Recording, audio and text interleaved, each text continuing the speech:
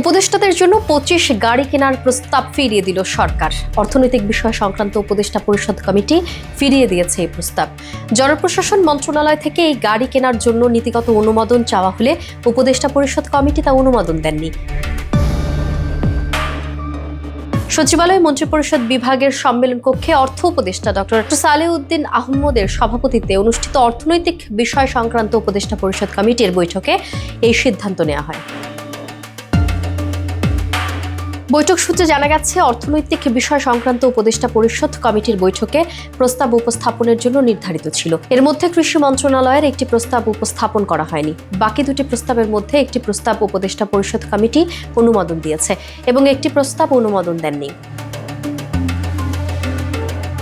সূত্র জানায়, বৈঠকে জনপ্রশাসন মন্ত্রণালয়ের পক্ষ থেকে উপদেষ্টা বা মন্ত্রী ও সমমর্যাদা সম্পন্ন ব্যক্তিদের ব্যবহারের জন্য 25টি গাড়ি PPR 2008-এর বিধি 73(2)-এ উল্লেখ করা মূল্যসীমার ঊর্ধ্বে ক্রয়ের জন্য নীতিগত অনুমোদন চাওয়া হয়। তবে অর্থনৈতিক বিষয় সংক্রান্ত উপদেষ্টা পরিষদ কমিটি প্রস্তাবটি অনুমোদন দেননি।